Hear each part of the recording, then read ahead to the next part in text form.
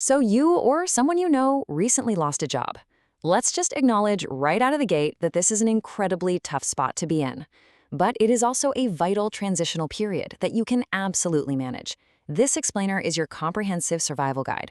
We are going to walk through the emotional, financial, and practical hurdles of unemployment and map out exactly how you can get back on your feet, going all the way from triage to triumph. If you are the one who just lost your job, I want to speak directly to you for a second. It's completely normal if you are feeling entirely overwhelmed right now. Your world just shifted under your feet. But I promise you, there is a structured, proven path to regain control and bounce back even stronger. We're going to break down that exact path using the very best advice from clinical psychologists, government resources, and top upskilling platforms. Here is our game plan for today. We're tackling this step by step. First, processing the emotional impact. Second, securing your safety net. Third, building your daily routine. Fourth, upskilling with free courses. And finally, mastering the job search. Let's jump right in. Step 1. Processing the emotional impact. This is all about validating your trauma and that sudden loss of identity. We really have to start by acknowledging the emotional reality here. Losing a job unexpectedly strips away your professional identity, your daily social connections, and frankly, your sense of purpose. Clinical psychologist Dr. Talia Cohen notes that the most common responses include shock, anger at your employer, and profound anxiety about the future. You might literally grieve the loss of your work identity, which can easily spiral into depression. And definitely pay attention to physical symptoms. Changes in your sleep and appetite are incredibly common. Dr. Cohen stresses that feeling this way is not a sign of weakness.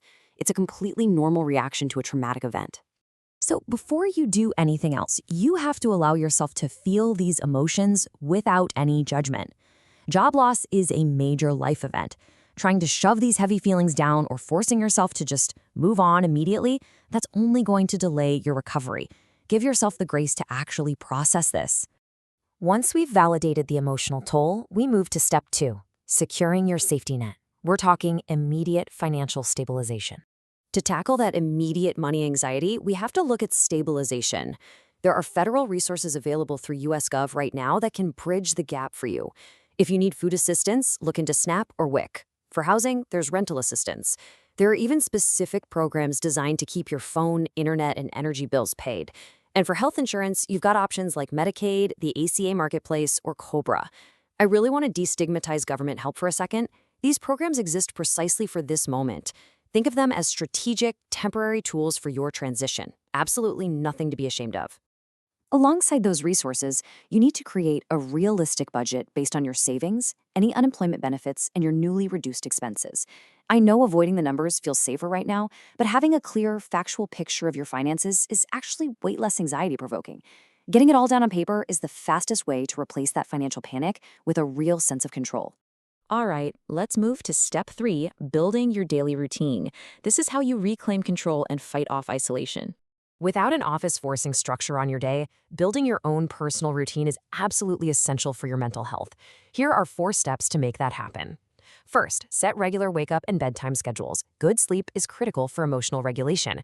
Second, block out specific times for your job search. Third, get some daily physical activity in. Exercise is quite literally one of the best ways to burn off the stress you're under. And fourth, purposefully schedule social activities. Isolation makes depression so much worse, so keep your social connections active to keep the darkness at bay. You really need to treat the job hunt as your temporary, full-time job. Take it seriously. But, and this is where so many people trip up, you must strictly set boundaries. Give yourself a quitting time, and when that clock strikes, you clock out. Step away from the laptop. If you don't set boundaries, you are going to burn out before you even land your first interview. Now we reach step 4. Upskilling with free courses. This is what we call the pivot. This downtime is actually the perfect opportunity to strengthen your qualifications, and you do not need to spend a dime to do it.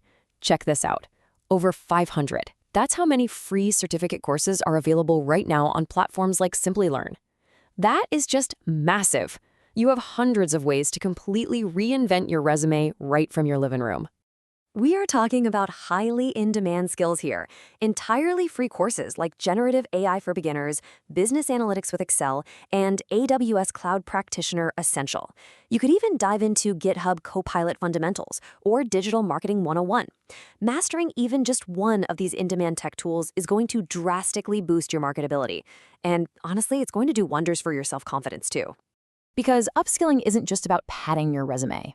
When you finish a module or earn a certificate, it gives you this vital sense of daily progress.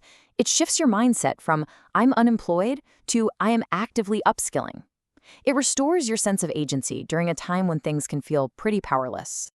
And that brings us to our final step, Section 5, Mastering the Job Search. Let's plan that resilient comeback. As you execute this comeback, you're going to face rejection. It happens to everyone, but you have to shift how you handle it. It is so easy to fall into the trap of viewing rejection as a personal failure, internalizing a no as a reflection of your actual worth. You've got to flip that script to the concept of redirection. A no is almost always about factors totally outside your control. Maybe they had an internal candidate lined up all along, maybe their budget froze overnight, or maybe they had some unlisted requirement. It's not you, it's just a redirection. Armed with that resilient mindset, here's the actual strategy. First, diversify. Don't just doom scroll job boards, talk to recruiters and leverage your network. Second, focus entirely on quality over quantity. Taking the time to tailor 3 amazing applications is infinitely better than spamming 300 generic ones. Keep nurturing your professional network, keep a log of any positive feedback you get to keep your spirits up, and set a realistic timeline. Finding the right fit takes months, not days, and that's okay.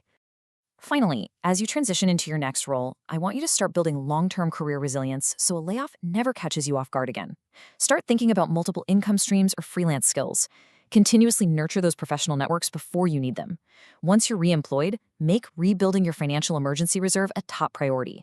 And never stop learning. Make professional development a regular habit, not just a panic button you hit during an emergency.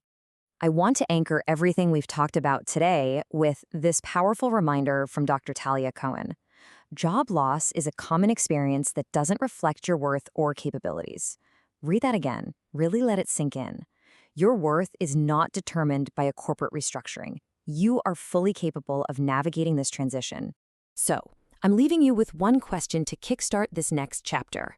What new skill will you master today to turn this setback into your greatest comeback?